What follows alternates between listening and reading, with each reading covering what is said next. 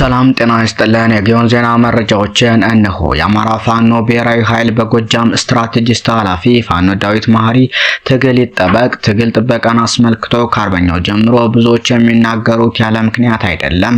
በተደጋጋሚ የሚነገረንን ካደመጥን መስመር ሳንስት ለመጓዝ ይቻላል።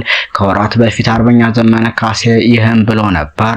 ይህን ትግል ካልጠበቅ ነው ይወስዱታል። ስንት ጓዶቻችን የሞቱለትን ትግል በሌሎች ተነጥቀን መጨረሻችን እንደ በላይ ዘለቀ የ25 ሳንቲም ገመድ ሆኖ ድሉንም ትግሉንም ደሙንም ለሌሎች የምናስረክብበት ጊዜ ዘመን አይደለም። ትግላችንን እንጠብቃለን፣ ድታችንን እንጠብቃለን፣ አብዮታችንን እንጠብቃለን ሲል ገልጾ ነበር። ዛሬም የማይጸኑት ከኛ ወገን አይደሉም። የወጡት፣ የተንሸራተቱት፣ ያፈገፈጉት፣ የሸሹት ከኛ ወገን አለመሆናቸው ይገለጥ ዘንድ ወጡ እንጂ ቀድሞም ከኛ ጋር አልነበሩም። ያልጸኑት፣ የጎሰቆሉ፣ የተጠለፉና ለጠላት ተላልፎ የተሰጡ ናቸው። ጠላትና ሰራዊቶች ዓላማቸው ከዚህ በላይ ነው። እንደ አማራ ፋኖ በጎጃም ስምረት ያለው እምቅና ግልጽ ሐሳብ የአስተሳሰብ ስርዓትና መስመር ባለቤት ነን። ይህንን መረዳት ሰልፍን አጥርቶ ለመታገል ያግዛል። በየደረጃው ያለው አካል ባልገባው ጉዳይ እንዲረዳ ይጠይቅ። በተረፈ እኛ የምንጸናበትን ሐሳብ ይዘናልና እንቀጥላለን። ትግል ይጠበቅ የምንለው በምክንያት ነው ሲልም ገልጿል።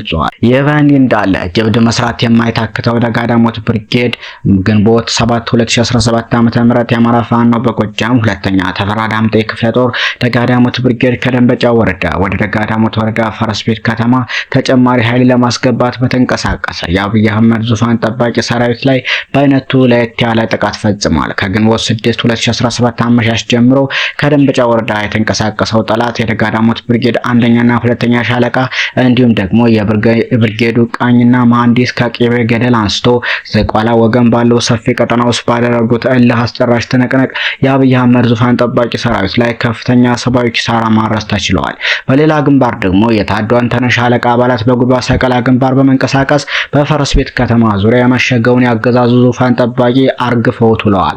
በአጠቃላይ ከማለዳው 1 ሰዓት እስከ 10 ሰዓት ተኩል ገዳማ በተደረገ ውጊያ የፊታውራሪ ኃይለ ኢየሱስ ፍላቴ የግብር ልጆች ባደረጉት ተጋድሎ ከ30 በላይ የአብይ አህመድ ዙፋን ጠባቂ ሰራዊት እስከ ወዲያኛው የተሸኘ ሲሆን ቁጥሩ በውል ያልታወቀ ከፍተኛ የጠላት ኃይል ቁስለኛ ሆኗል። በመጨረሻም ጨፍጫፊውና ወዳሚው አብይ አህመድ ዙፋን ጠባቂ ሰራዊት ከፈረስ ቤት ከተማ ወደ ፈረስ ቤት ሚካኤል አሻግሮ በመወርወር የሞርተር ቅንቡላ አማካኝነት ቦስና ታፈረ የተባለች አንዲት የ8 ወር ነፍሰ ጡር ላይ አርፎ የወጣቷ ህይወት ወዲያውኑ እንዲያልፍ ሆኗል። የገጠምነው ላለመሞት ሳይሆን በውርደት ላለመኖር ነው። አዲስ ትውልድ፣ አዲስ አስተሳሰብ፣ አዲስ ተስፋ ሲል የአማራ ፋኖ በጎጃም ሁለተኛ ተፈራ ዳምጤ ክፍለ ጦር ደጋዳሞት ብርጌድ ገልጿል።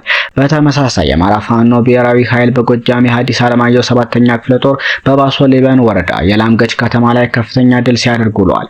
በውጊያው የተሳተፉ አዋበል መብረቁ ብርጌድ፣ ተድላ ጓሉ ብርጌድ፣ የቦቅላ አባይ አውራጅት ብርጌድ እና ጥቁር አንበሳ የክፍለ ጦሩ ተወርዋሪ ኃይልና የአማራ ፋኖ ብሔራዊ ኃይል በጎጃም ጥምረት ኃይል ነው።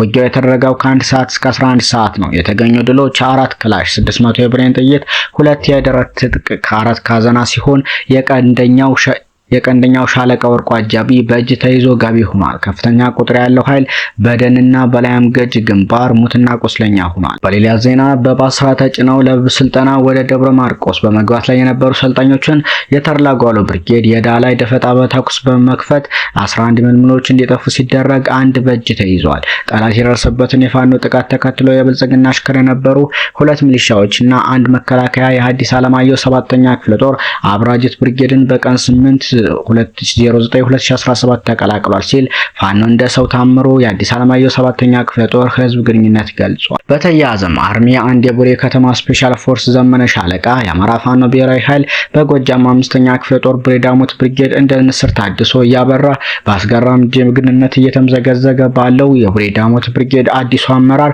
በመብረቃዊ ፍጥነት ሙሉ ሻለቆችን ሪፎርም እየሰራ ይገኛል። የቡሬ ከተማ ቀዶ ስፔሻሊስቷ ዘመነ ካሴ ሻለቃ ሰራዊቱ በተገኘበት ሪፎርም ተሰርቶ በሰራዊቱ ዘንድ ከፍተኛ መነቃቃት በመፍጠር ግዙፍ ሰራዊት እየተገነባ ይገኛል። በዚህም መሰረት ፋኖ ሙሉዬ አባት ሻለቃ አዛዥ ፋኖ መኩሪያ በላይ ምክትል፣ ፋኖ ገደፋው አረጋ የሰው ኃይል አስተዳደር፣ ፋኖ ስማቸው እሱ ባለው ዘመቻ፣ ፋኖ አዝመራው ባዬ ምክትል ዘመቻ፣ ፋኖ ገና አይጋሹ ኦርዲናንስ በመሆን ተመርጠዋል። በተያያዘ የአማራ ፋኖ ብሔራዊ ኃይል ላስታ አሳምነው ኮር ኃይሉ ከበደ ክፍለ ጦር ስር ዋግሹም ብርጌድ ተመስርቷል። የአማራ ፋኖ ብሔራዊ ኃይል ላስታ አሳምነው ኮር ኃይሉ ከበደ ክፍለ ጦር ስር ዋግሹም ብርጌድ ተመስርቷል። ዋግሹም ብርጌድ በዋግምራ ዞን በደሃና እና ሳሃላም ሰየምት ወረዳ ቀጠናዎችን በመሸፈን የሚታገል ሲሆን ግንቦት 8 ቀን 2017 ዓ.ም የአማራ ፋኖ ብሔራዊ ኃይል የአማራ ፋኖ በወሎ ቤተ አማራ የድርጅቱ ከፍተኛ አመራሮች እና የላስታ አሳምነው ኮር ከፍተኛ አመራሮች በተገኙበት እውቅና አግኝቷል። የብርጌዱ አመራሮች ፋኖ ሰለሞን ኃይሌ የብርጌድ አዛዥ፣ ፋኖ አማራ ይቅም ምክትል አዛዥ፣ ፋኖ ሙሉቀን ነጋሽ ዘመቻ መምሪያ፣ ፋኖ አድኖ ተረፈ አስተዳደር፣ ታዘበው መላክ ስምሪትና ሌሎች አመራሮች ተመርጠው ቃለ መሐላ በመፈጸም ኃላፊነት ተረክበዋል። መዳረሻው ድልና ነጻነት የሆነው የአማራ ሕዝብ የህልውና ተጋድሎ ተጠናክሮ ይቀጥላል ሲል በአማራ ፋኖ ብሔራዊ ኃይል በወሎ ላስታ አሳምነው ኮር ህዝብ ግንኙነት ኃላፊ ፋኖ ቢሆነኝ ቢያበይን ገልጿል። ከሰሞኑ በጥቅሉ ሐዲስ ዓለማየሁ 7ኛ ክፍለ ጦር ምስራቅ ጎጃም ዞን የምትገኘው የጁቤ ከተማ ለሰዓታት በመቆጣጠር የብልጽግና አመራሮችንና በርካታ የነፍስ ወከፍ መሳሪያዎችና ተተኳሾችን መማረክ ችሏል። ጃዊ ከተማ 4ኛ ክፍለ ጦር ነበልባሉ የነጋሽ ብርጌድ በቀን 7/09/2017 ዓ.ም ከጠዋቱ 12 ሰዓት ወደ ጃሂማላ ከተማ ሰርገው በመግባት የሻለቃ አመራርን ጨምሮ በርካታ የጠላት ኃይልን ሞትና ቁስለኛ ማድረግ ችለዋል።